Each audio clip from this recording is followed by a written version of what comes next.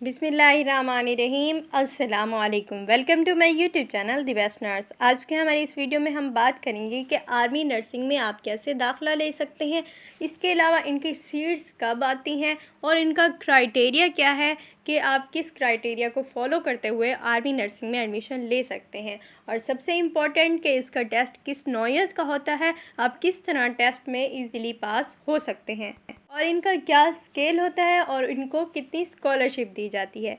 Video शुरू करने से पहले अगर आप मेरे चैनल पर न्यू हैं तो मेरा चैनल ज़रूर सब्सक्राइब कर दीजिए। इसके अलावा अगर आपको नर्सिंग से मुतल्लिक कोई भी क्वेश्चन पूछना है आप मुझे कमेंट्स में पूछ सकते हैं और इंस्टा और एफबी पेज पे डीएम करके भी पूछ सकते हैं।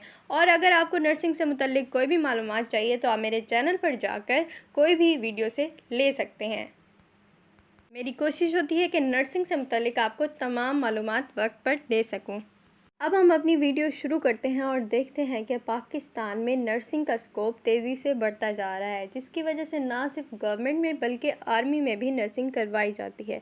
तो वो स्टूडेंट जो कि आर्मी नर्सिंग में इंटरेस्टेड हैं तो वो ये वीडियो लाजमी देखें, क्योंकि इसमें मैं आपको तमाम मालूमात दूंगी कि आप आर्मी नर्सिंग में कैसे अप्लाई कर सकते हैं और आपका क्या क्राइटेरिया होना चाहिए कि आप आर्मी में ईज़िली सेलेक्ट हो सकते हैं। फ़र्स्ट ऑफ़ ऑल, जो आर्मी में नर्सिंग की जाती है उसको आर्म्ड फोर्स नर्सिंग सर्विसेज या AFNS कहा जाता है। आर्मी नर्सिंग में अप्लाई करने के बहुत सारे फ़वाइद हैं कि इसकी एडमिशन फ़ीस बिल्कुल भी नहीं होती, बल्कि आपको स्कॉलरशिप भी दी जाती है। इसके अलावा जब आप अपनी स्टडीज़ कंप्लीट कर लेते हैं तो आपको डायरेक्ट लेफ्टिनेंट का दर्जा दिया जाता है, जो कि स्टूडेंट्स के लिए काफ़ी खुशाइंद बात है। अब हम देखते हैं कि इनके एडमिशन कब शुरू होते हैं। फ़र्स्ट ऑफ़ ऑल, इनके एडमिशन जो होते हैं वो साल में एक दफ़ा जुलाई और अगस्त के महीने में शुरू होते हैं और इनके एडमिशन प्रोसेस स्टार्ट हो सकता है। इनके दो प्रोसीजर होते हैं, या तो आप ऑनलाइन इसमें रजिस्ट्रेशन फॉर्म फिल कर सकते हैं या इसके अलावा आप किसी भी करीबी आर्मी सेंटर में जाकर अपनी रजिस्ट्रेशन करवा सकते हैं। इसके अलावा अब हम देख लेते हैं कि कौन से स्टूडेंट हैं जो कि अप्लाई कर सकते हैं। वो स्टूडेंट जिन्होंने मैट्रिक विद साइंस किया हो और उनके मैट्रिक में 60% मार्क्स हों। इसके अलावा वो स्टूडेंट जिनके FSC प्री मेडिकल में 50% मार्क्स हों। क्राइटेरिया उन स्टूडेंट्स के लिए है जो कि BS नर्सिंग करना चाहते हैं। इसके अलावा आर्मी में ट्रेन नर्सिस के तौर पर भी आप जा सकते हैं कि आपने अपनी ट्रेनिंग जो है वो गवर्नमेंट से ली और आप उधर जाके अपनी जॉब कर सकते हैं। उसका क्राइटेरिया है वो भी मैं आपको बताऊंगी। जो कि BS नर्सिंग के लिए स्टूडेंट्स होंगे उनके लिए ज़रूरी है कि वो अनमैरिड हों, डिवोर्स्ड हों, सेपरेटेड हों, मतलब ये हो कि कोई भी मैरिड ना हो, जबकि जो ट्रेंड हो वो मैरिड भी हो सकती हैं और अनमैरिड भी हो सकती हैं। तो इस बात का आप ख्याल रखिएगा कि जो BS नर्सिंग करना चाहता है वो अनमैरिड होना चाहिए। इसके अलावा जब आपकी रजिस्ट्रेशन कंप्लीट हो जाती है इसके बाद आपको डेट दी जाती है जो कि ऑनलाइन टेस्ट होता है। इसलिए स्टूडेंट्स के लिए ज़रूरी है कि उनको कंप्यूटर इंटरनेट के बारे में थोड़ी बहुत मालूमात ज़रूर हों ताकि वो टेस्ट इजीली पास कर सकें। वो टेस्ट जो होता है इंटेलिजेंस का भी होता है और उनकी स्टडीज़ वाइज भी होता है। तो स्टूडेंट्स जो कि MD कैट की प्रिपरेशन करते हैं या FSC में उनके अच्छे मार्क्स हैं तो वो ईज़िली इस टेस्ट को पास कर सकते हैं।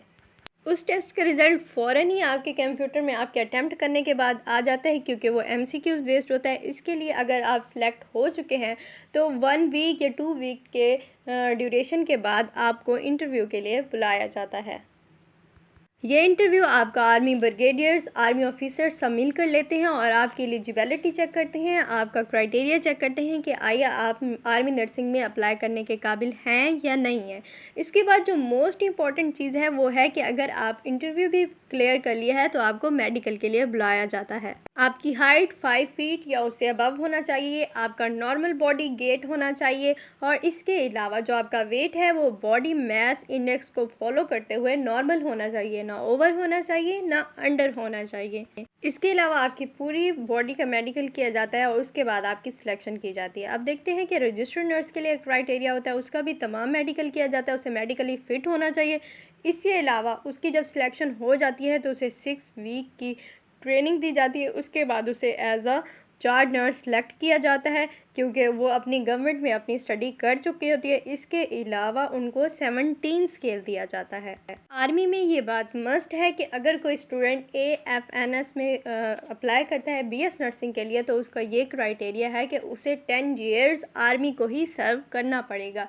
मतलब कुछ होते हैं कि वो आर्मी में अपनी ट्रेनिंग करना चाहते हैं और वो जॉब गवर्नमेंट में करना चाहते हैं, उनका क्राइटेरिया ये है कि उनको 10 ईयर एटलीस्ट अपनी आर्मी को सर्व करना पड़ेगा।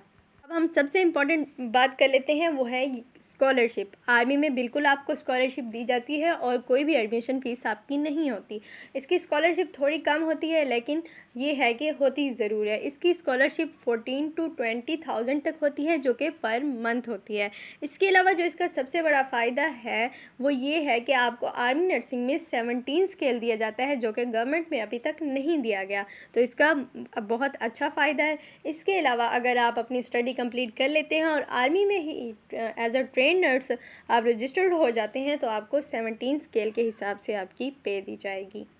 स्टूडेंट्स, एक बात जहन में रखें कि उस स्टूडेंट की बिल्कुल भी सिलेक्शन नहीं की जाएगी जिसके FSC में ज़्यादा मार्क्स होंगे, बल्कि उस स्टूडेंट की सिलेक्शन की जाएगी जिसके इंटेलिजेंस टेस्ट में ज़्यादा मार्क्स होंगे कंपैरेटिव उसके जिसके FSC में ज़्यादा मार्क्स हैं, तो उसकी सिलेक्शन की जाएगी। इसके अलावा उस स्टूडेंट को हमेशा प्रेफर किया जाएगा जिसका मेडिकल क्लियर होगा। तो आपने सबसे पहले ये कोशिश करनी है कि आपका मेडिकल क्लियर होना चाहिए। जो मैंने आपको क्राइटेरिया बता दिया है, अगर आप उस पर उतरते हैं तो आपको अप्लाई करना चाहिए। और इसके अलावा अगर आपका थोड़ा बहुत वेट में कमी आ रही है, ज़्यादा हो रहा है, तो आपको कोशिश करनी है कि आप उसको मेंटेन कर सकें, ताकि आप मेहनत करके अगर आप आर्मी नर्सिंग में जाना चाहते हैं तो आप इजीली सिलेक्ट हो सकें। ये ना हो कि आप मेडिकल की वजह से पीछे रह जाएं, क्योंकि आर्मी में मेडिकल पर मुकम्मल तवज्जो दी जाती है और आपका मुकम्मल फ़िज़िकल एग्जामिनेशन किया जाता है कि आप कहीं से भी मेडिकली अनफिट ना हो। कोई भी चीटिंग नहीं कर सकता। स्टूडेंट्स काफ़ी ट्रेंड और आर्मी ऑफिसर होते हैं जो कि ऑब्जर्वेशन कर रहे होते हैं। उम्मीद है आपको वीडियो अच्छी लगी होगी। अगर अच्छी लगी है तो लाइक ज़रूर कर दें। Thank you so much. अल्लाह हाफिज़।